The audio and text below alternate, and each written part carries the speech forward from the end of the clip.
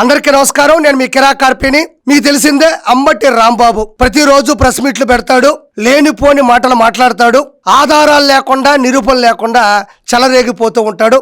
కానీ ఎవరు పెద్దగా పట్టించుకోరు. కానీ చెప్పాల్సిన బాధ్యత నాకు ఉంది కాబట్టి ఒకసారి అంబటి రాంబాబు ఏం మాట్లాడాడో ఒకసారి విందాం. మా కర్మ కాకపోతే ఆంధ్రప్రదేశ్కి ప్రపంచ స్థాయి రాజధాని ఎందుకయ్యా స్వామి? మా కర్మ కాకపోతే నీ కర్మ ఏంది స్వామి?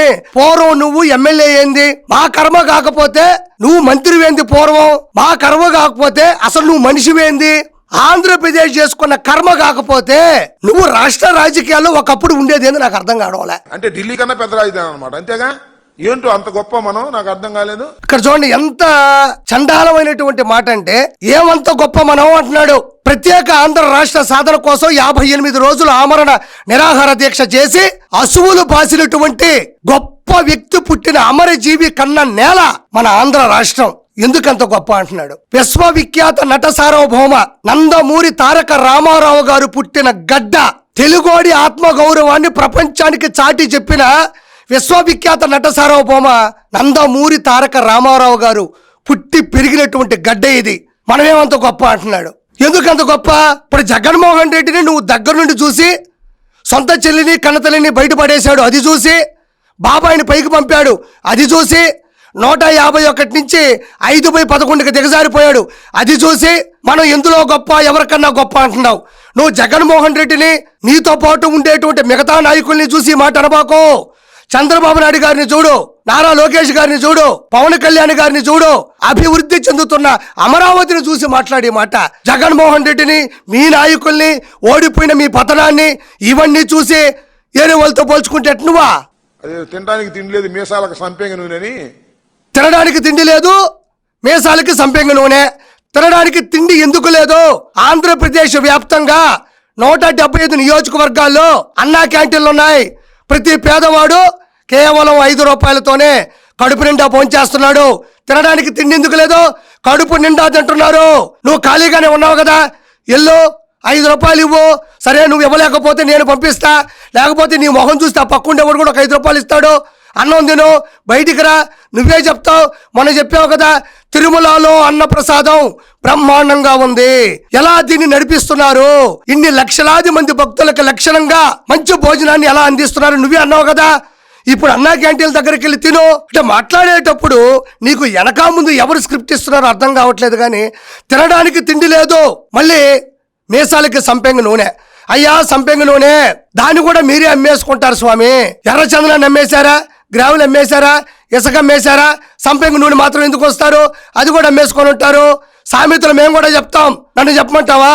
తన దూరం సందు లేదు, మెడకేమో డోలు. అన్నే జనాల్లోకి వెళ్ళి గెలిచే పరిస్థితులు లేడు. అన్న మెడకి మళ్ళీ డోలు ఒకటి. ఆ డోలు ఎవరు?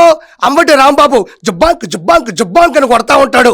ఎందుకు వస్తాడో తెలియదు, ఎవరు స్క్రిప్ట్ ఇస్తారో తెలియదు, ఏం మాట్లాడతాడో తెలియదు, ఏం చెయ్యాలో తెలియదు. నేను కూడా సామెతలు చెప్తా. రాజధాని సింగపూర్ లాంటి రాజధాని, యూకే లాంటి రాజధాని, లండన్ లాంటి రాజధాని ఎందుకంటే మనకి నెత్తినేసి కొట్టుకోనా? రాజధాని ఎందుకు అని నువ్వు అడుగుతున్నావు కదా, మరి అన్నెందుకు 3 రాజధానులు అని చెప్పాడు? రాజధాని అవసరం లేదంటున్నావు కదా, మరి అన్నకి తాడేపల్లి ప్యాలెస్ ఎందుకు? అన్నకి లోటస్ పాండ్ ప్యాలెస్ ఎందుకు? అన్నకి యలహంక ప్యాలెస్ ఎందుకు? అన్నకి ప్రతి జిల్లాలో ప్రభుత్వ స్థలాల్లో ప్రజల సొమ్ముతో అతిపెద్ద కార్యాలయాలు ఎందుకు? రాజధాని అవసరం లేదు అన్నప్పుడు ఇవన్నీ అన్నకెందుకు? నేను నిన్ను సూటిగా ప్రశ్నిస్తుండా. ఇవన్నీ పక్కన పెట్టు. నువ్వు ప్రపంచవ్యాప్తంగా ఎందుకు పర్యటించావు? అతిపెద్ద తోట ఎందుకు కట్టుకున్నావు? తమరి కుమార్తె పెళ్లి అమెరికాలో ఎందుకు చేశావు? వీటికి సమాధానం చెప్పేటువంటి అర్హత నీకుందా అని నేను అడుగుతున్నా. రాజధాని ఎందుకు అన్నప్పుడు నీకు ఇల్లు ఎందుకు? నీకు అతిపెద్ద హాల్ ఎందుకు? దాంట్లో టాయిలెట్స్ ఎందుకు? పార్కింగ్ ఎందుకు? అందులో పబ్ ఎందుకు? అవన్నీ ఎందుకు? చిన్న గుడారం వేసుకోవచ్చు కదా. నీకు కోట్ల రూపాయల కార్లు ఎందుకు? ఆటోలోనో రిక్షాలోనో బైకులో వెళ్ళొచ్చు కదా. ఇవన్నీ నీకెందుకు? మంచి మంచి బట్టలు ఎందుకు? అంటే నీ కుటుంబానికి, నీకు, నువ్వు తిరగడానికి, నువ్వు తినడానికి, నువ్వు బతకడానికి ఇంత లగ్జరీ లైఫ్ నీవు అనుకున్నప్పుడు ఆంధ్ర రాష్ట్రానికి సంబంధించినటువంటి అమరావతి రాజధాని మాత్రం అంత ఆకర్షణీయంగా ఉండక్కర్లేదా? ఢిల్లీ కన్నా రాజధాని అంటున్నావు. అసలు ఢిల్లీకి రాజధాని ఎందుకు? పోయి అడకపోయావా? ఎల్లో ఫ్లైట్ టికెట్ వేసుకో, అన్న ఊరికే వేస్తాడు నీకు టికెట్లు. ఇప్పుడే ఒక వార్త వచ్చింది, 222 కోట్ల రూపాయల ఫ్లైట్ టికెట్లతో తిరిగాడంట అన్న. నువ్వు టికెట్ వేసుకో, ఢిల్లీకి వెళ్ళు, ఆడికెళ్ళి అడుగు, సార్ మీకు రాజధాని ఎందుకు? రాజధాని అవసరం లేదు అని చెప్పు. రాజధాని అవసరం లేదా? నీకు ఇల్లు ఎంత అవసరమో, ఇండియాకి ఢిల్లీ ఎంత అవసరమో, ఆంధ్రప్రదేశ్కి అమరావతి రాజధాని కూడా అవసరమే కదా. నీకన్నా చిన్న పిల్లలు నయం. నాకు అర్థం కాలేదు, ఏం చేసుకుంటాం లండన్ లాంటి రాజధాని? అర్థం కాలేదేంది స్వామి? నీకు ఏ రోజు అర్థమైంది?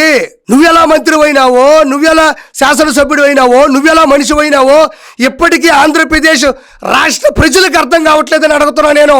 ఏం చేసుకుంటాం లండన్ లాంటి రాజధాని, సింగపూర్ లాంటి రాజధాని? దీనికి సమాధానం చెప్పవలసి. నేను ఒకటే అదే అడుగుతున్నానబ్బా. తమరి కుమార్తె పెళ్లి అమెరికాలో ఎందుకు చేశావు? ఆంధ్రాలో చేయొచ్చు కదా, తెలంగాణలో చేయొచ్చు కదా, ఢిల్లీలో చేయొచ్చు కదా, అమెరికాకి ఎందుకు పోయినావు? ఏమి ఏడ లేదా? ఏడ చేయకూడదా? మరి అన్న మాత్రం లండన్కి వెళ్తాడు, అన్న వెళ్ళి లండన్కి వెళ్ళి టాబ్లెట్లు తెచ్చుకుంటాడు. ఏమో లెగడి కప్పుల్లో ఎవరు ఆ టాబ్లెట్లు? దీనికి సమాధానం చెప్పవలసినటువంటి బాధ్యత ఈ రాష్ట్ర ముఖ్యమంత్రికి ఉన్నది. నువ్వు అడిగే ప్రశ్నలు, నువ్వు సంధించే విధానం, దానికి చంద్రబాబు నాయుడు గారికి వచ్చి నీకు సమాధానం ఇవ్వాలా. నీకు సమాధానం ఇవ్వడం అంటే నా దృష్టిలో దిగజారిపోవడమే. నువ్వు వేసిన ప్రశ్నలు ప్రపంచంలో ఏ అష్టావధాని కూడా వేయలేడయ్యా. రాజధాని విషయంలో మాట్లాడే అష్టావధాని ఎవరైనా ఉన్నారంటే అది అంబటి రాంబాబే. అమరావతి పేరుతో జరుగుతున్నది దోపిడీ తప్ప అమరావతి పేరుతో జరుగుతున్నది అభివృద్ధి కాదు. నీకు దమ్ముంటే అభివృద్ధి కాదు, నిర్మాణాలు కాదు అనుకుంటే ఖాళీగా ఉన్నప్పుడు కారు వేసుకొని వెళ్ళి అమరావతి రాజధానిలో ఎలాంటి నిర్మాణాలు వేగవంతం అవుతున్నాయి నువ్వే దగ్గరుండి సాక్షి మీడియాని చూపించు. అవే ఆధారాలు అవుతాయి కదా. ఏపీసీఆర్డీఏ బిల్డింగు నేను వీడియో చూపించా, కోట్ల మంది చూశారు, శభాష్ అన్నారు. రీసెంట్గా 15 బ్యాంకులు వస్తున్నాయి. నిర్మలా సీతారామన్ గారే ఆ సభకు వచ్చారు. గూగుల్ డేటా సెంటర్ విశాఖపట్నానికి వస్తుంది. అది నేను చెప్పింది కాదు కదా, నువ్వు బాబు గారు చెప్పినా కూడా నంబాకు. చెప్పింది Google data centre CEO, Google CEO Sundar Pichai గారే చెప్పారు. ఇక నీ పిచ్చికి పిచాయ్ గారు చెప్పినా కూడా అర్థమయ్యేటట్లేదు. రాజధాని నిర్మాణం కాదు, రైతుల యోగక్షేమాల కోసం కాదు, రైతుల్ని దగా చేస్తున్నారు, రైతుల్ని మోసం చేస్తున్నారు అనేదే మేము చెప్పదలుచుకుంది. దీనిలో వాస్తవాలు ఉన్నాయో లేదో గమనించమని అడుగుతా ఉన్నా. మేం గమనించేది ఏందయ్యా? ఇంతసేపు నువ్వు మాట్లాడినావు కదా, మేము గమనించేది ఏంది? ఏదో నీ దగ్గర ఆధారాలు, నిరూపణలు, వీడియోలు, ఆడియోలు, ఏదో ఒక డాక్యుమెంటరీ ఉన్నట్టే చెప్తున్నావు కదా నువ్వు. మళ్ళీ మేం గమనించేది ఏంది? ఆ ఆధారాలు ఏందో, ఆ నిరూపణలు ఏందో అంబటి రాంబాబు ఛానల్ ఉంది కదా, అందులో చూపించు. మేం గమనించేది ఏంది?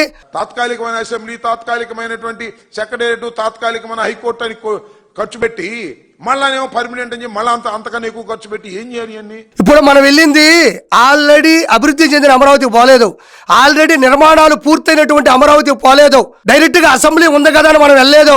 మన రాష్ట్రం ఎప్పుడైతే ఏర్పడిందో మనకి అత్యవసరంగా అమరావతిలో అసెంబ్లీ ఉండాలి, తీర్మానాలు ఉండాలి, శాసనసభ జరగాలి. కాబట్టి ఉన్న పొలంగా టెంపరీగా ఒకటి కట్టుకున్నాం. దాని తర్వాత ఇంకోటి పూర్తి స్థాయిలో కట్టుకుని అది కంప్లీట్ చేసిన తర్వాత దాన్ని ఇంకో దానికి ఉపయోగించి మీలాగా ప్రజావేదికని నేలకూల్చినట్టు కాకుండా దాన్ని ఇంకో దానికి ఉపయోగిస్తారు. ఈ మధ్యలో మనకి ఒకటి టెంపరీగా ఉండాలి కదా. అది ఏ చిన్నపిల్లని అడిగినా చెప్తాడు కదా. ప్రజల సొమ్ము బూడిదలో పోస్తావా? అప్పులు తీసుకొస్తావా? అంత అవసరమా ఈ రాష్ట్రానికి? అప్పులు తీసుకొని వచ్చింది ఎవరు? అప్పుల ఆరాధ్య దైవం ఎవరు? 14 లక్షల కోట్ల రూపాయల్ని మోసం చేసి తీసుకొని వచ్చింది ఎవరు? దానికి వడ్డీలు కడుతున్నది ఈరోజు నారా చంద్రబాబు నాయుడు గారు. నువ్వు మళ్ళీ అప్పుల గురించి మాట్లాడబాకు. అప్పుల గురించి మాట్లాడే అర్హతగా నీకు లేదు. పార్లమెంట్ కన్నా ఎక్కువ ఖర్చు పెట్టాల్సిన అవసరం ఉందా అసెంబ్లీకి, సెక్రటేరియట్కి? తెలంగాణ కన్నా ఎక్కువ ఖర్చు పెట్టాల్సిన అవసరం ఉందా అసెంబ్లీకి, సెక్రటేరియట్కి? అది కూడా అప్పు చేశా. మన దండిగా డబ్బులుంటే అట్టా ఖర్చు పెట్టచ్చు. బర్లా అప్పు చేసి వాడి దగ్గర అడుకొచ్చి వీడి దగ్గర అడుకొచ్చి వడ్డీలు అడుకొచ్చి. ఇప్పుడు పార్లమెంట్ కన్నా లేకపోతే ఇంకో దానికన్నా చంద్రబాబు నాయుడు గారు ఎక్కువ ఖర్చు పెడుతున్నాడు అంటావు. చంద్రబాబు నాయుడు గారు ఏమన్నా సొంత ఇంటికి ఖర్చు పెడుతున్నాడా? ఆంధ్ర రాష్ట్ర ప్రగతి కోసమే కదా. మనం గొప్పగా రాజధాని మనం తయారు చేసుకున్న పెట్టుబడులు వస్తాయి. ప్రపంచ వ్యాప్తంగా ఇది రాజధాని, ఇది అత్యున్నత స్థాయికి వెళ్ళబోతుంది. ఇక్కడ ఆర్థిక వనరుల్ని మనం పెట్టుబడిగా పెట్టొచ్చు అనుకున్నప్పుడు ఎంతమంది ఉద్యోగాలు చేస్తారు అని నీకు అవగాహన లేదా? లేదా అవగాహన ఉన్నా కూడా కావాలని ఇలా బురద జల్లే ప్రయత్నాలు చేస్తామంటావా? నాకు అర్థం కాదు. నేను ఇంకోటి సూటిగా ప్రశ్నిస్తున్నా నిన్ను. ఈరోజు పార్లమెంట్ కన్నా ఎక్కువ ఖర్చు పెడుతున్నా అంటున్నావే. అన్న ఎగ్గ పప్పుల కోసం ఎంత ఖర్చు పెట్టాడు? అన్న ఎలుకలు పట్టించడానికి ఎంత ఖర్చు పెట్టాడు? అన్న ఫ్లైట్లో తిరగడానికి ఎంత ఖర్చు పెట్టాడు? అన్న స్పెషల్ కమాండోస్ ని పెట్టుకోవడానికి, ప్రైవేటు సెక్యూరిటీ సిబ్బందిని పెట్టుకోవడానికి ఎందుకు ఖర్చు పెట్టాడు? ఎంత ఖర్చు పెట్టాడు? వాటి నువ్వు అడిగే ప్రశ్న గాని దమ్ము గాని నీకుందా? వడ్డీలు కడుక్కొచ్చి అవన్నీ ఖర్చు పెట్టి. సరేనండి, ఇక్కడ అంబటి రాంబాబు ఇది మాట్లాడినాడు. అయితే అంబటి రాంబాబు గురించి ఇంకొకటి వినిపిస్తాను చూడండి. స్పీకర్ కూర్చునే చైర్లో బయట పెట్టారా? బయటనా? బయట సైడ్ ఓకే రైట్ వదిలేసాను దాని గురించి నేను అట్లా అనుకోలేదు. అది సేమ్ సెట్టింగ్ పెట్టారు, సెట్టింగ్ లో చేశారు, దట్ ఈస్ ఓకే. ఎక్కడ అంబటి రాంబాబు మాట్లాడింది మీరు విన్నారు. అయితే కొద్ది రోజుల క్రితం నారా చంద్రబాబు నాయుడు గారు, నారా లోకేష్ గారు వాళ్ళ అధ్యక్షతన వాళ్ళే ఉండి నిర్వహించినటువంటి ప్రోగ్రాం మాక్ అసెంబ్లీ. ఎవరైతే విద్యార్థులు ఉన్నారో, చిన్నపిల్లల విద్యార్థులు ఉన్నారో వాళ్ళకి భారత రాజ్యాంగం పట్ల, శాసనసభ విధానాల పట్ల, లీడర్షిప్ పట్ల, ప్రజల హక్కుల పట్ల పూర్తి స్థాయిలో అవగాహన కల్పించాలని వాళ్ళే అధ్యక్షత వహించి ఒక సెట్ వేసి అసెంబ్లీ లాంటి స్థాయిని, స్థానాన్ని, హోదాని వాళ్ళకి కల్పించి ఎలా ముందుకు వెళ్ళాలి అని పూర్తిగా హక్కుల మీద అవగాహన కల్పించినటువంటి ప్రోగ్రాం మాక్ అసెంబ్లీ. అది ఎంత పెద్ద హిట్ అయిందో ప్రజలు ఉలిక్కి పడ్డారు. ఇలాంటిది ఒకటి చెయ్యొచ్చా అని ఆలోచించి ఆశీర్వదించినటువంటి ప్రోగ్రాం అది. అందరికీ నేను ప్రత్యేకంగా చెప్పనక్కర్లేదు. వాళ్ళు మాట్లాడినటువంటి మాటలు ఎంత ముచ్చట గొల్పించాయి, ఎంత చారిత్రాత్మకంగా ఉన్నాయి, ఎంత చతురతగా మాట్లాడారు. ఆశ్చర్యంగా అలానే చూస్తూ ఉండిపోయినటువంటి పరిస్థితి. దానిని కూడా బురద చల్లాలని అంబటి రాంబాబు మాట్లాడే మాటలు మళ్ళీ ఇంకొకసారి వినండి ఎవరుకోకుండా. స్పీకర్ కూర్చునే చైర్లో బయట పెట్టారా? బయటనా? బయట సైడ్ ఓకే రైట్ వదిలేసాను దాని గురించి. నిన్నెప్పుడో వదిలేశారు. నిన్ను, నీ జగన్మోహన్ రెడ్డిని, మీ నాయకుల్ని, మీ వర్గాన్ని, మీ శ్రేణుల్ని, మీ కార్యకర్తల్ని ప్రజలు ఎప్పుడో వదిలేశారు. ఈ విషయాన్ని నువ్వు వదిలేసేదేంది స్వామి? అంటే ఇక్కడ బురదజల్లే కార్యక్రమం ఏంటంటే మాక్ అసెంబ్లీని ఒక సెట్ వేశారు. అమరావతి రాజధానిలో అసెంబ్లీకి కొద్ది దూరంలో ఒక టెంపరీగా ఒక సెట్ వేసి ఈ హక్కులు లేకపోతే చట్టసభలు లేదంటే భారత రాజ్యాంగం, సభ్యత, బాధ్యత వీటి గురించి పూర్తిగా అవగాహన కలిగించేందుకు ఒక సెట్ వేశారు. అందులో స్పీకర్ కూర్చునేటువంటి ఒక విద్యార్థి కూర్చుంటుంది, కింద కూడా అపోజిషన్, పొజిషన్ రకరకాలుగా అసెంబ్లీ చూసేటట్టే దాన్ని యాజ్ ఇట్ ఈజ్గా నిర్వహించారు. ఎలా ఉండాలి, ఎలా ఉండకూడదు అని. ఈయన బురదజల్లే కార్యక్రమం కాకపోతే అన్న దృష్టిలో పడాలి, అన్నకు దగ్గరైపోవాలి, అన్న కంట్లో పడాలి, వెనక ముందు చూసుకోవాలి అంతే. వెంటనే పరిగెత్తుకుంటా వెళ్ళిపోయి స్క్రిప్ట్ వచ్చిందో లేదో తెలియదు. అది నిజమైన అసెంబ్లీ అంట. అలాంటి అసెంబ్లీలో, అలాంటి చట్టసభలో స్పీకర్ కూర్చునే సీట్లో విద్యార్థులు కూర్చోబెడతారా అన్నాడు. అక్కడ ఎవరో పత్రికా విలేకరు అనుకుంటా, లేదు సార్ ఇది సెట్ అన్నారు. అవునా, సారీ నేనేదో అనుకున్నానులే, అయితే వదిలేను అన్నాడు. ఇది కాదా? ఒకప్పుడు గుర్తుపెట్టుకోండి. చివరిగా నేను ఒక మాట చెప్తున్నా. చిన్న పిల్లలు నిద్రపోకపోతే, నిద్ర పట్టకపోతే మారం చేస్తుంటే తాతయ్యలు, నానమ్మలు వీళ్ళందరూ ఆ పిల్లల దగ్గర తీసుకొని వచ్చి మంచిగా కథలు చెప్పేవాళ్ళు. ఆ కథలు చెప్తూ ఉంటే వాళ్ళు అలానే గాఢ నిద్రలోకి వెళ్ళిపోయి నిద్రపోయేవాళ్ళు. ఈరోజు ఏ కుటుంబంలో చిన్నపిల్లలకి తాతలు, నానమ్మలు, ముత్తాతలు ఎవరన్నా లేకపోతే అంబటి రాంబాబు వీడియోలు పెట్టుకొని చూస్తున్నారు.